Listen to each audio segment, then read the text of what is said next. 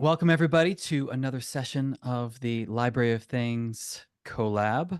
Today's session is going to be all about funding, looking at generating it, so from fundraising, sales, and late fees, and other different ways that you can make funds with a Library of Things. But then also looking at a case study that we've got from a tool sale in Seattle, and we're going to finish up by taking a good look at budgeting, both from initial budgeting to sustaining, what it means to manage grant funds and also relationships.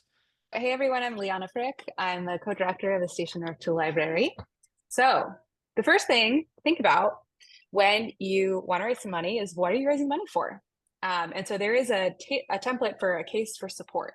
But basically, a case for support is your starting place for all things. So it could be turned into a grant application. It can be turned into a fundraising letter. It can be turned into crowdfunding messaging and emails. But really, the most important thing is that it helps you understand what it is you're trying to do, why it's important, what do you need to get it done. And so the two biggest questions really are, what will be different when we accomplish our goal, when we get our library of things open, when we launch this educational program, when we buy this new tool? What will be different about the world, about our neighborhood, about the community that we're in? And then how much does it cost? So putting together a budget, Amanda's going to talk about that later, but really thinking through all of the things that are involved in getting from here to there, where there is somewhere awesome. Okay, then you need to make a plan. So we know what we want to raise funds for, who's going to do it, and how are they going to do it. So my biggest recommendation is, do not try to take this all on yourself. So if you're here because you want to start a tool lending library or a kitchen gear library or whatever, make sure that you have a team behind you working with you. And a really good way to get people involved is to get them involved in fundraising, because it means that they will really understand what they're doing. They'll be really bought in, and you will weed out the people who are not willing to work hard. So getting a committee together to help you fundraise is really important. Amanda's going to talk later about your budget. So kind of chunking things, like maybe we could get a grant to cover an inventory increase, or we could get a grant to cover food for all of our meetings, or for this specific. Start to think about where you could group expenses together and talk about those costs. And then you want to research where you might find funding. So hopefully in the future, we'll get a chance to dive more into how to find grants to apply for. But a good place to start is similar organizations. So organizations in your city are the best place to start. Most grants are location-based, but you can look at which corporations are giving. So when you're out and about and you're at events and things like that, look and see who is listed as a sponsor. And then you want to set clear, specific goals to match this potential money that you've found with the needs that you have identified. And that could look something like this. So this is going to look similar to what Amanda is going to present in terms of budgeting, but this is really a fundraising plan. This is a basic one where you're thinking about, okay, this is a source of money. This is how much I think we're going to get from them. This is when we'll know if we got it or not. And here's who's in charge of this. And so this kind of plan altogether includes any grants you might apply for, any crowdfunding campaigns, fundraising events, and individual people who you might be asking for money of, a sort of a substantial amount. When you're going to say, like, hey, I know you have a lot of money. How about you give us $1,000 or $5,000 or $50,000?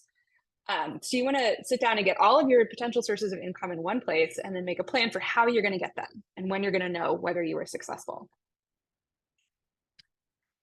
So in addition to thinking about what kinds of grants or corporations might support you, those are like big chunks of money that you could go for, but they take a lot of work and they're generally short term.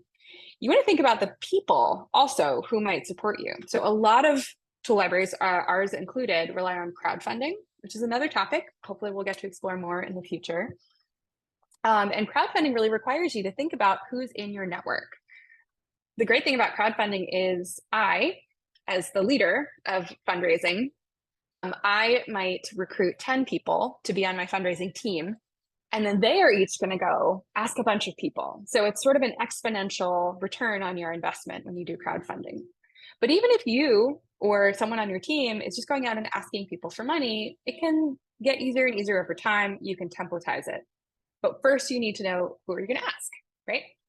And it is really common when you're thinking about potential donors to say, oh, well, we're going to ask everyone who lives in the block where the tool library is, or we're going to ask everyone who came to our fall fundraiser, we're going to ask for a donation. But that is a really hard category of people to act on because they're not associated with like names, email addresses, phone numbers.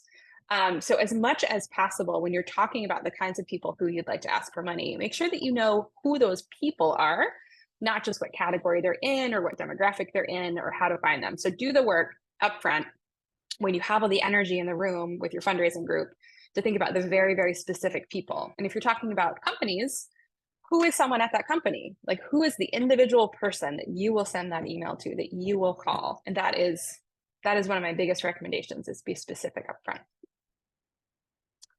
And then I can't really see anyone, but show of hands, who's here is afraid or nervous to ask for money? So my biggest trick and you can use this with your fundraising committee, is just close your eyes. Think about that fear that you have of asking someone for money, and then put it aside. And then think about the last time you were asked to support something that you really believed in. Think about the last time that you donated to something that you care about. And how did you feel as a donor?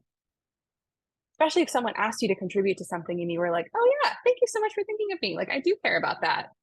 I have asked this question of hundreds of people, and I have never heard someone say they didn't enjoy the feeling of contributing to something that they believe in. And so instead of asking someone to give something up, instead of asking someone to give you money, think about it as asking someone to participate or giving them the opportunity to feel that great, the way that you felt the last time you did something that you care about.